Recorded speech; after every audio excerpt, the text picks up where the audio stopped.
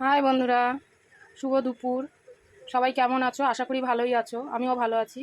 দেখো, আজকে আমি রান্না করলাম ওই কুচো চিংড়ির বড়া। বড়া বলো, পকোড়া বলো, আর চপই বলো। চলো দেখো রান্নাটা আমি কিভাবে করলাম, পকোড়াগুলো আমি কিভাবে বানালাম দেখবে। প্রথমে আমি চিংড়ি মাছগুলোকে ভালো করে ধুয়ে নিয়েছি, কেন এর মধ্যে অনেক বালি থাকে।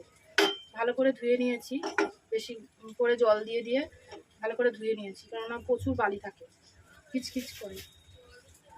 এর মধ্যে দেবো আমি এই যে কাঁচা লঙ্কা, আদা, রসুন। আমি একটু গ্রেট করে নিয়েছি, মিক্সির মধ্যেই করেছি। জল ছাড়া করলে এরকম কাদা কাদা মানে বাটা হবে না, একটু গ্রেট করা টাইপের হবে। দেখো বন্ধুরা, যেরকম মোমোর মধ্যে দেয়, গ্রেট করা আদা, রসুন আর কাঁচা লঙ্কা গ্রেট করে নিয়েছি। তো এখানে আমি 1 চামচের মতন দিয়ে দিলাম, 1 চামচ না 2 চামচ দিয়ে দিলাম। এখানে আমি 2 চামচ দিয়ে দিলাম। দেবো একটু পেঁয়াজ কুচি। পেঁয়াজটা তোমরা তোমাদের যতটা ভালো লাগে তোমরা ততটাই দিতে পারো, এটার কোনো মাপ নেই। পেঁয়াজ দিয়ে দিলাম বেশি করে, আমি একটু বেশি করেই দিলাম পেঁয়াজটা। দিলাম হচ্ছে ধনে বাটা। এখন দেব চালের গুঁড়ো,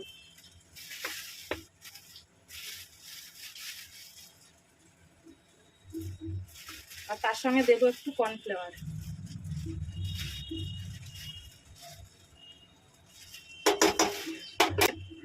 দেবো একটু লবণ, একটু চিনি, একটু হলুদের গুঁড়ো, একটু লঙ্কার গুঁড়ো। লঙ্কা যেহেতু গ্রেট করে দিয়েছি, একটু অল্পই দিলাম। এবার আমি পুরোটা একসঙ্গে ভালো করে মেখে নেব।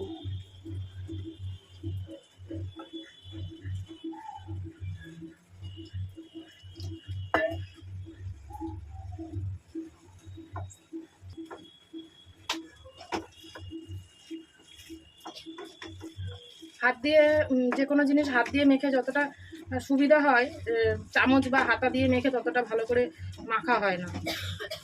হয়ে গেছে দেখো বন্ধুরা মাখাটা। এবার আমি ভেজে নেব।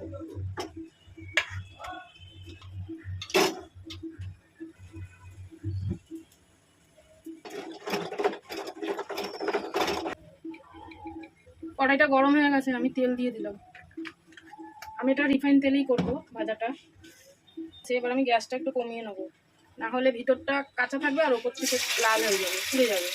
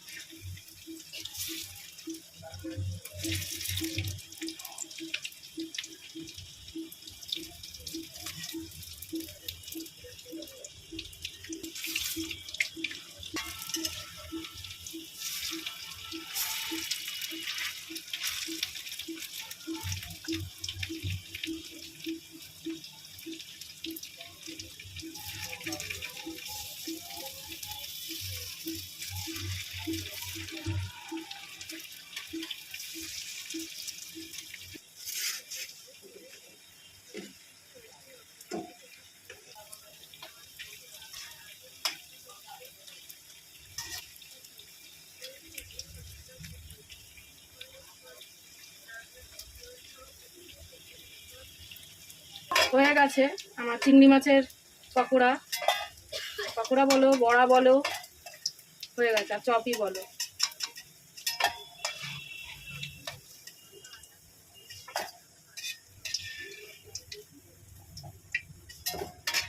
দেখো বন্ধুরা, চিংড়ি মাছের পকোড়া রেডি। তোমরা এইভাবে বাড়িতে বানিয়ে করে খাবে, খেয়ে বলো কমেন্টে কেমন হয়েছে। রাখছি, সবাই ভালো থেকো, সুস্থ থেকো।